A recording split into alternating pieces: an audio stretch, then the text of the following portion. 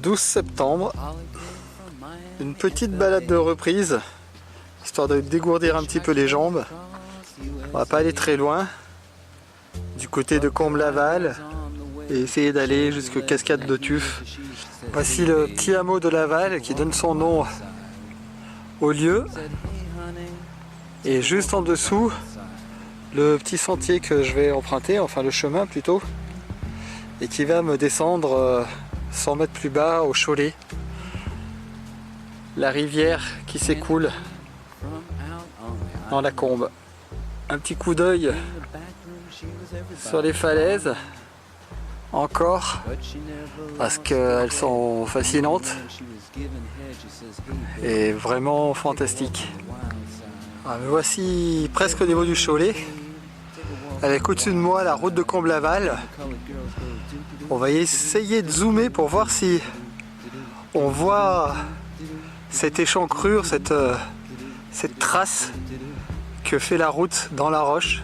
Et peut-être qu'on devine légèrement, voilà, un petit peu la route. Il y a quelques instants, je viens d'entendre les vrombissements d'une moto. Alors, il faut savoir que c'est vraiment un lieu très couru par les motards. Forcément, la route est magnifique. On arrive sur la petite passerelle, qui n'est pas si métallique que ça d'ailleurs, elle est en béton. Je croyais qu'elle était toute métallique, mais non. Il y a quand même un peu de béton. Et nous voici donc au-dessus du Cholet. Cette superbe petite rivière qui coule depuis le Vercors, depuis le haut plateau, qui a une résurgence au fond de la Combles-Laval là, et qui s'écoule donc ici, jusqu'à se jeter quelques kilomètres plus bas dans la Lyonne.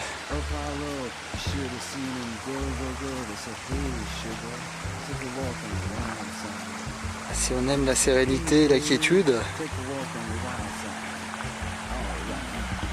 le coin est parfait. C'est assez zen.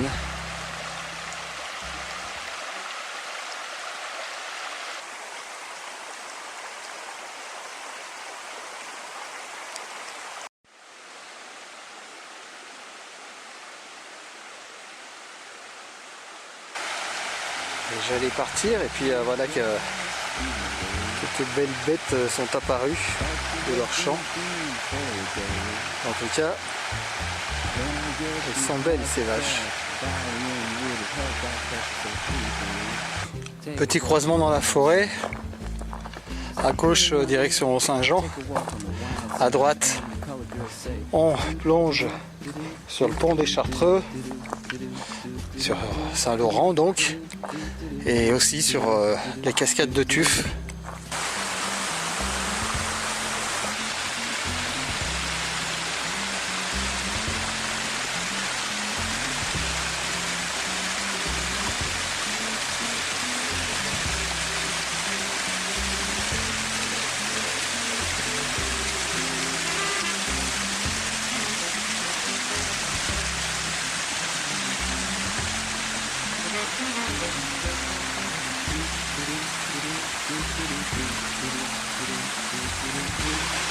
C'est assez surprenant ce Vercors où l'eau manque et puis d'un coup quelque part une faille dans la roche et toute l'eau accumulée ressort dans des endroits assez improbables comme celui-ci, et crée des paysages de toute beauté, comme disait l'autre, avec au-dessus des falaises toujours aussi impressionnantes. Dernier regard sur ces cascades de Tuf. Je vais maintenant rejoindre le pont des Chartreux et remonter à la maison. J'en ai encore pour un petit moment. J'arrive au pont des Chartreux, qui est le point le plus bas de la balade, à 280 mètres à peu près. on retraverse le Cholet.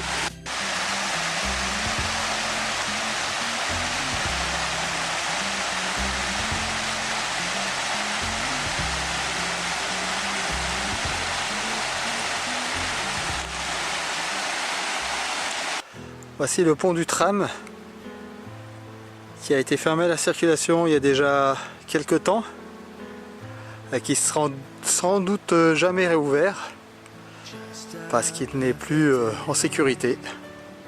Alors contrairement au pont Témoland, alors bien sûr ça n'a rien à voir parce qu'il n'y avait pas la même circulation là-dessus, mais n'empêche qu'ils l'ont arrêté, fermé avant qu'un drame n'arrive.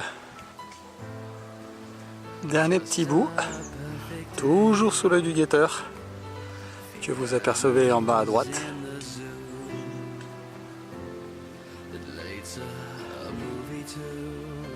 Et là, on va remonter gentiment à la maison. Après une balade de presque 7 bornes,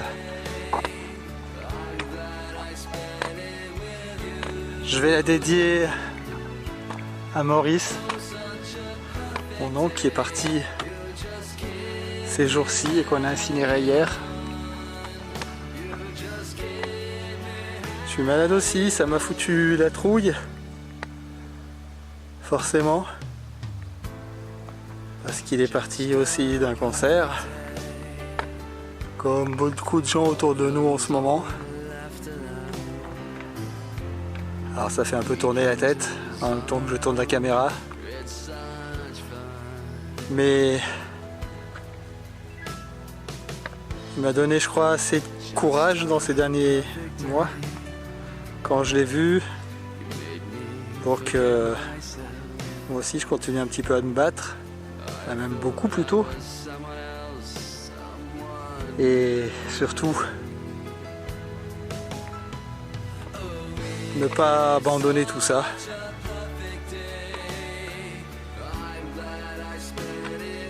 Ces paysages qui comblent un peu la vie. Alors, je vais faire un petit dernier zoom peut-être sur le guetteur comme un symbole, comme si finalement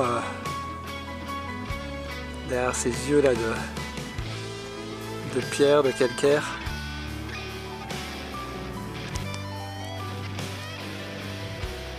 il y avait tous les gens qu'on aime qui partent, qui sont partis. Je pense à eux, je pense à mes grands-parents et puis à mes oncles, Giorgio, Lucio, Ennio et Mauro. Je vous embrasse